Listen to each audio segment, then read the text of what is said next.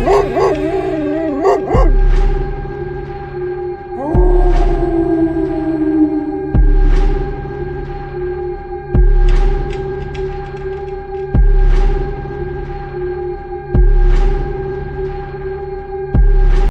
Story with RS के तमाम सुनने वालों को मेरा सलाम।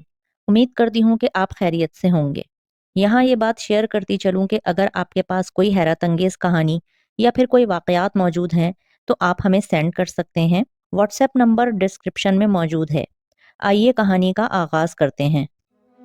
रात का 1 बज रहा था। काशिफ अपने बिस्तर पर बैठा किताब का मुताला कर रहा था। उसने खुद को अच्छी तरह लिहाफ में लपेट रखा था।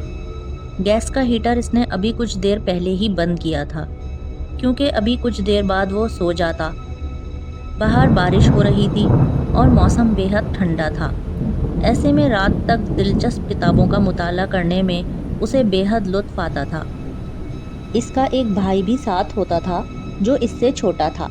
इसके वालिदैन बहुत अरसा पहले एक हादसे में इंतकाल कर चुके थे और भाई को वो बहुत प्यार से पाल पोस रहा था। उसकी तालीम को जारी रखे हुए था और वो खुद नौकरी करता था। इसने कुछ देर बाद किताब मेज पर रखी और सिगरेट सुलगाने के बाद अपने भाई के बारे में सोचने लगा। भाई अपने दोस्त की शादी में शिरकत के लिए गया हुआ था कि अचानक फोन की घंटी बजी तो वो चौंक पड़ा। फिर उसने रिसीवर उठाकर कान से लगाने के बाद हेलो कहा। हेलो काशिफ भाई, मैं ताहिर बोल रहा हूँ। ताहिर ने घबराए हुए लहजे में कहा। ताहिर, तुम इस वक्त खैरियत से तो हो? काशिफ ने घबराकर पूछा। इसने कहा, खैरियत नहीं है भाई, मैं इस वक्त इंतहाई मुश्किल में हूँ। आप जल्दी पहुँचें। मैं कामरान के घर में हूँ और कामरान के घर वाले बारात लेकर गए हुए हैं। घर में मैं और कामरान अकेले थे कि अचानक कुछ लोग घर में घुस आए हैं और हम दोनों को कमरे में कैद कर दिया है। कहीं ये हमें मार ही न दें।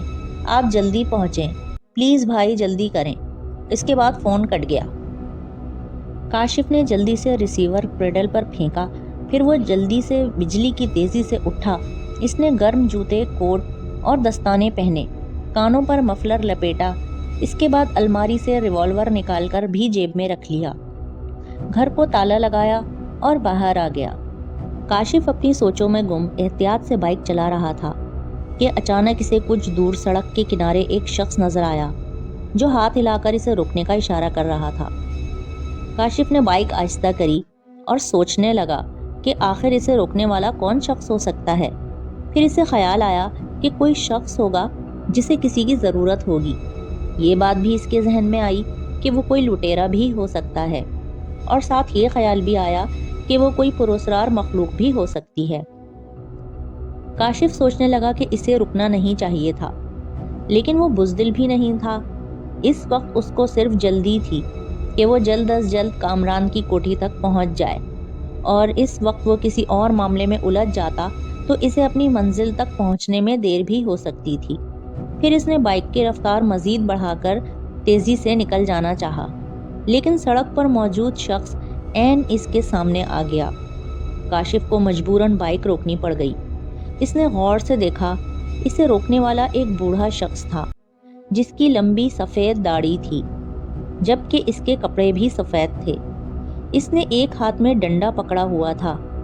क्या बात है बाबा, आपने मुझे क्यों रोका? काशिफ ने परेशान लहजे में कहा। क्या तुम मुझे यहाँ से कुछ दूर कच्चे रास्ते पर छोड़ सकते हो?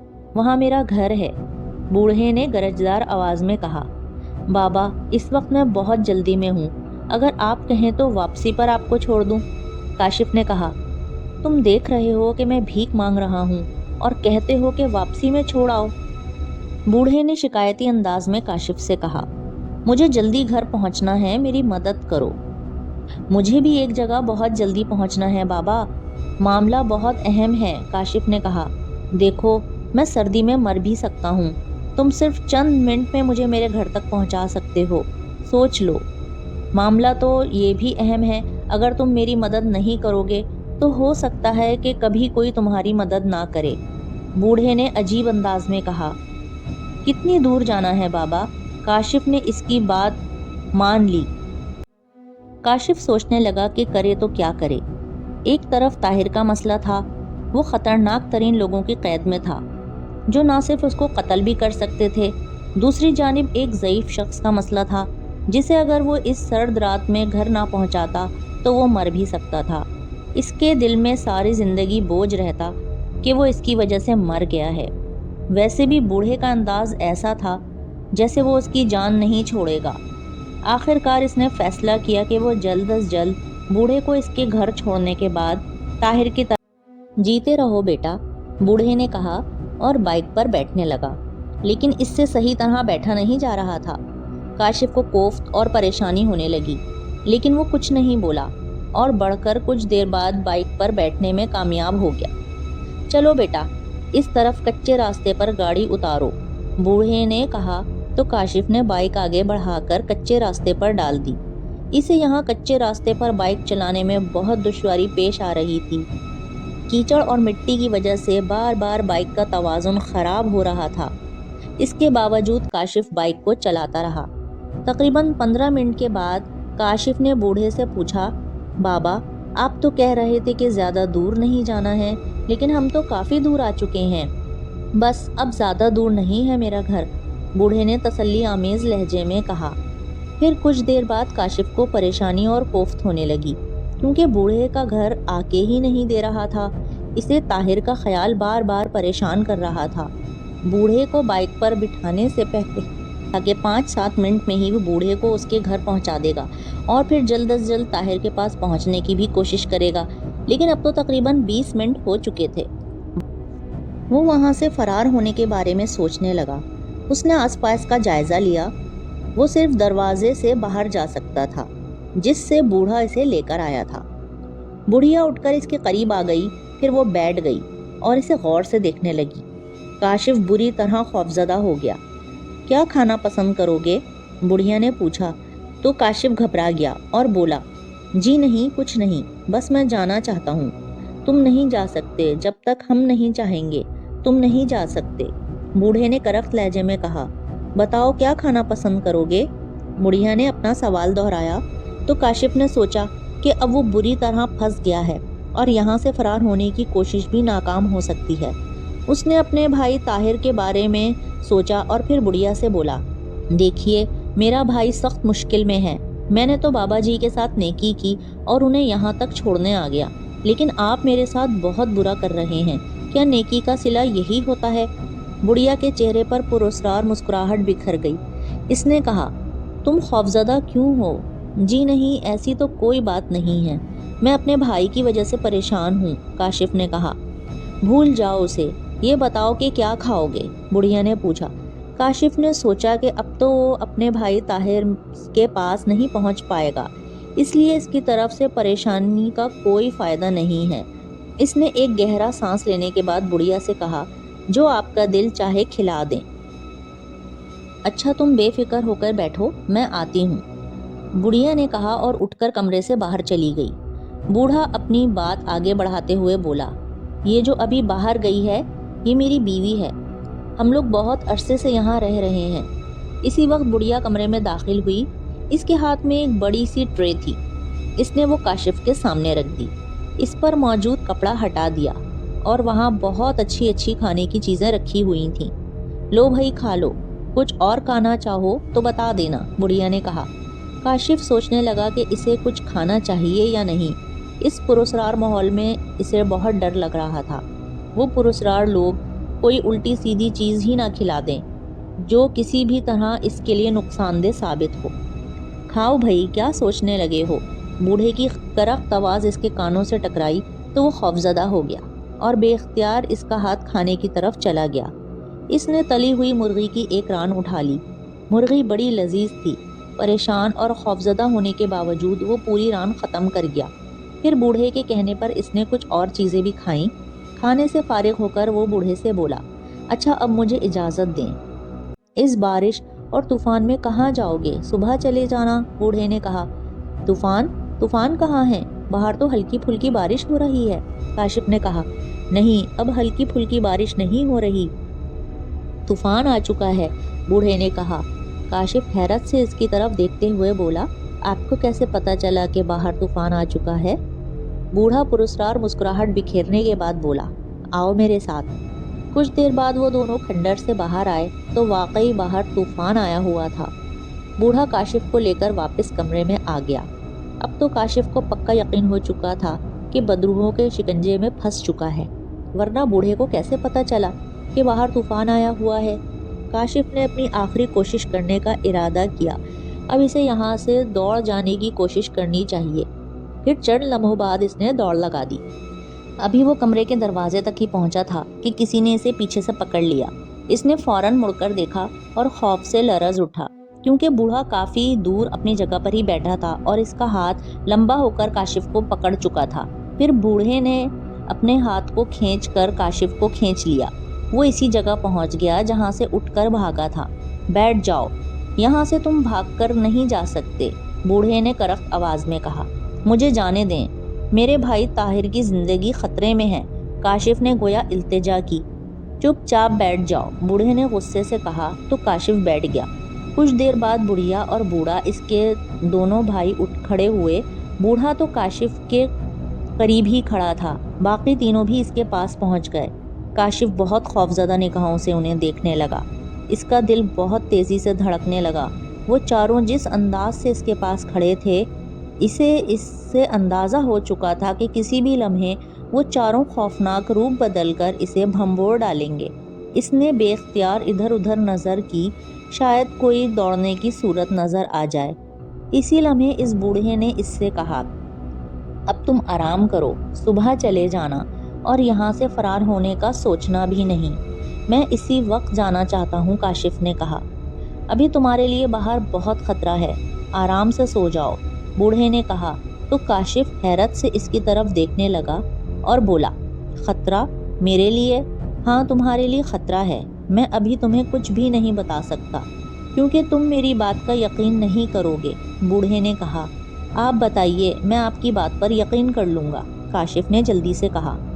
बस तुम बेफिक्र होकर सो जाओ, बूढ़े ने कदरे करख्त लहजे में कहा। फिर वो चारों कमरे से बाहर चले गए। काशिफ काफ़ी देर तक बुद्ध बना बैठा रहा और बूढ़े की बातों पर गौर करता रहा कि आखिर वो क्या चाहता है। क्या वो वाकई सच कह रहा था कि इसके लिए बाहर खतरा है, या सिर्फ इसे तसल्ली देने के लिए ऐसी बातें कर रहा था जिनकी वजह से वो मुतमईन हो जाए और वो लोग किसी भी वक्त आकर इसका खून पी जाएं। वो बेचैनी से कमरे में टहलने लगा। इसकी हिम्मत नहीं हो रही थी कि कमरे से बाहर का जायजा ले। वो बूढ़े का हाथ लंबा हो जाने की वजह से अब तक खौफजदा था।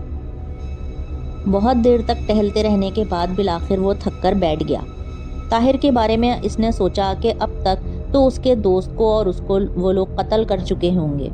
कुछ देर बाद वो लेट गया, काफ़ी देर तक जागता रहा।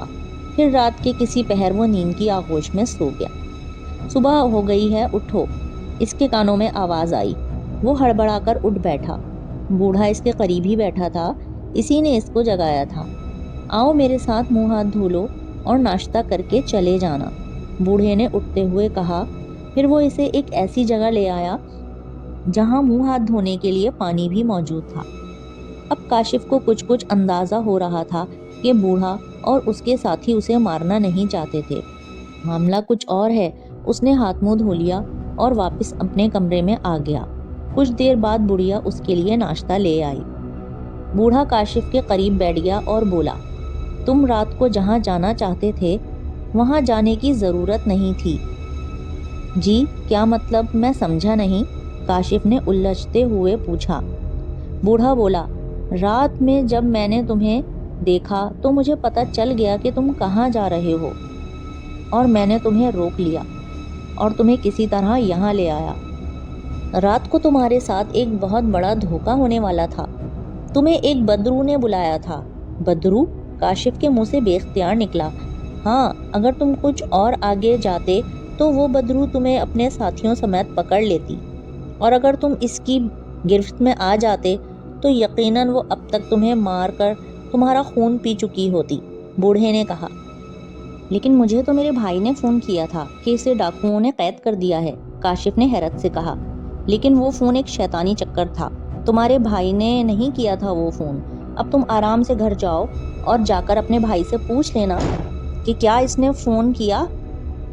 اور رات کو اس لیے تمہیں نہیں بھیج سکتا تھا کیونکہ وہ بدرو کسی نہ کسی طرح تمہیں گھیر لیتی اور میری مجبوری تھی کہ میں اس کے خلاف کچھ نہیں کر سکتا تھا۔ مجھے معلوم تھا کہ صبح ہونے پر وہ سب چلے جائیں گے اور ایسا ہی ہوا۔ آپ کون ہیں بابا؟ کاشف نے کہا۔ یہ جاننے کی ضرورت نہیں ہے، بوڑھے نے کہا۔ پھر وہ کاشف کی بائک کی طرف اشارہ کرتے ہوئے بولا، اسے اٹھا لو اور بے فکر ہو جاؤ۔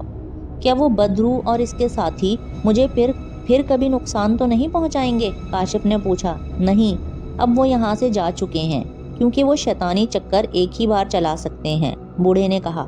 کاشف نے اپنی موٹر سائیکل اٹھا کر صاف کی اور بوڑھے سے کہا، آپ کا بہت شکریہ بابا کہ آپ نے میری مدد کی۔ کیا میں آپ سے ملنے کسی وقت آ سکتا ہوں؟ نہیں، اب ہم تمہیں یہاں نہیں ملیں گے، بوڑھے نے جواب دیا۔ بائک سٹارٹ کرنے کے بعد کاشف نے بوڑھے کی طرف دیکھا تو بوڑھے نے اپنا ہاتھ الوداعی انداز میں اوپر اٹھا کر اپنے چہرے پر مسکراہٹ بکھیر دی تو کاشف بھی دھیرے سے مسکرا دیا اور پھر روانہ ہو گیا۔ وہ سب سے پہلے کامران کے گھر پہنچا۔ اتنی صبح بھائی، خیریت تو ہے؟ طاہر نے پوچھا۔ ہاں، مسئلہ ہی کچھ ایسا ہو گیا تھا، کاشف نے کہا۔ پھر اس نے طاہر سے پوچھا، کیا تم نے رات مجھے فون کیا تھا؟ نہیں تو کیا بات ہے بتائیں، طاہر نے کہا۔ کیا بات ہے بیٹا، تم کچھ پریشان لگ رہے ہو۔ بتاؤ کیا بات ہے، کامران کی امی کامران کے ساتھ اندر داخل ہوتے ہوئے بولی۔ تو کاشف نے سارا واقعہ بتا دیا، جس پر انہوں نے حیرت کا اظہار کیا، بلکہ اس بوڑھے کے لیے تشکر آمیز کلمات بھی کہے۔ یقیناً وہ بوڑھا کسی اور ہی مخلوق میں سے تھا۔